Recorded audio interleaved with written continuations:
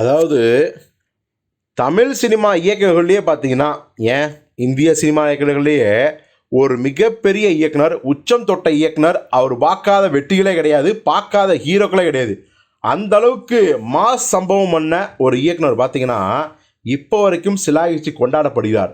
காரணம், அவருடைய வெற்றிகள், படைப்புகள் எல்லாத்தையும் தாண்டி மனுஷன் சொன்ன தேதியில படத்தை முடிச்சுருவாரு. அதாவது ஒரு படத்துக்கு 80 நாட்கள் பிளான் பண்ணா 78 நாளே முடிச்சுருவாரு. 40 நாட்கள் பிளான் பண்ணால் 39 நாளே முடிச்சுவார். வேறு யாரும் இல்லை, நம்ம இயக்குனர் மணிரத்னம் அவர்கள் தான். அவருடைய மௌனராகம் காலத்திலிருந்து இப்போ வரைக்கும் உதாரணத்துக்கு பொன்னியின் செல்வன் சொல்லலாம், 2 பாகங்களையும் சேர்த்தி மனுஷன் 140 நாள்லேயே முடிச்சிருக்காரு. இது சாதாரண விஷயமே கிடையாது. அவ்வளவு செட்டு, அவ்வளவு நடிகர்கள், எவ்வளோ பெரிய ஒரு பிரச்சனை, எவ்வளோ பெரிய ஒரு பளு, அதை எல்லாத்தையும் தன்னுடைய மன வலிமையால் அசால்ட்டாக ஹேண்டில் பண்ணிட்டு போயிட்டார். அதற்கு மிக முக்கிய காரணம் அவருடைய திட்டமிடல். ஸோ அதனால தான் மணிரத்னம் படனாவே உடனே எல்லா ஹீரோக்களும் வந்துடுவாங்க. சொன்ன தேதியில், அதுவும் குறிப்பிட்ட டைமுக்குள்ளே முடிச்சு கொடுத்துருவாரு. ஏன், நம்ம உலகநாயகன் கமலஹாசன் வச்சு எடுத்துக்க தக் லைஃபே பார்த்தீங்கன்னா மொத்தமே ஒரு 60-70 நாட்கள் முடிச்சிட்டாரு. கமல் இந்த அரசியல் இதனால தான் லேட் ஆயிடுச்சு தவிர அவர் எப்போவோ முடிச்சிட்டாரு. ஸோ இப்போ மணிரத்னம் மாதிரி இன்னொரு இயக்குனர் இங்கே இருக்காரான்னு கேட்டால் இங்கே கிடையாதுங்க. ஆந்திராவில் இருக்கார்.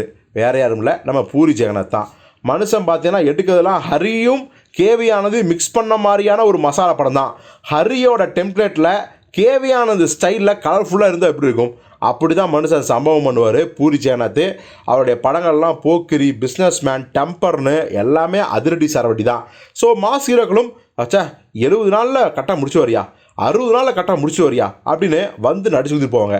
ஆனால் அப்பேற்பட்ட இயக்குனருக்கு ஒரு ஹீரோ, அதுவும் நம்ம ஹீரோ வந்து சாரி சார் அப்படின்னு நோ சொல்லிட்டு வந்துட்டார். வேறு யாரும் இல்லை, நம்ம மக்கள் செல்வம் விஜய் சேதுபதி தான்.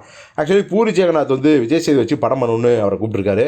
அவரும் பார்த்தீங்கன்னா, சார் நீங்கள் என் இடத்துக்கு வர வேணாம், நான் உங்கள் இடத்துக்கு வரேன் சார் அப்படின்னு சொல்லிட்டு பெருந்தன்மையாக ஹைதராபாத்துக்கே போய் அவர் ஆஃபீஸில் போய் பார்த்துருக்காரு.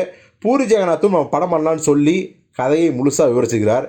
கதையை கேட்ட மக்கள் செல்வம் விஜய் சேதுபதிக்கு உப்பு சப்பெல்லாம் போயிடுச்சு. என்னடா அது, எவ்வளோ பெரிய டைரக்டரு சொன்ன கதை நமக்கு திருப்தியாக இல்லையே அப்படின்ட்டு பூசியெல்லாம் முழுகாமல் ஐயோ அப்படின்னு சொல்லிட்டு அவருக்கு ஜாலரெல்லாம் அடிக்காமல், சார் சாரி சார், நான் எதிர்பார்த்த அளவுக்கு இந்த கதை இல்லை, நம்ம இன்னொரு தடவை சந்திப்போம் சார் அப்படின்னு ரொம்ப பெருந்தன்மையாக சொல்லிட்டு வந்துட்டாரான். ஸோ ஒரு பக்கம் பூரி ஜெகநாத்துக்கு வருத்தம் இருந்தாலும் கூட ஒரு ஹீரோ கதை பிடிக்கலன்னு நேராக ஓப்பனாகவே, அதுவும் தன் மனசு வருத்தப்படாதவாலே இவர் சொல்லிட்டு போகிறார் இல்லையா. இவருக்காகவே நம்ம வந்து இன்னொரு மிரள வைக்கிற ஒரு கதையை ஓகே பண்ண வைக்கணும் அப்படின்னு சொல்லிட்டு இறங்கியிருக்காராம். ஸோ பொறுத்து வந்து பார்ப்போம், ஃபியூச்சர்லையாச்சு பூரி ஜெகநாத் இயக்கத்தில் நம்ம மக்கள் செல்வன் விஜய் சேதுபதி நடிக்கிறாரா இல்லையா என்று.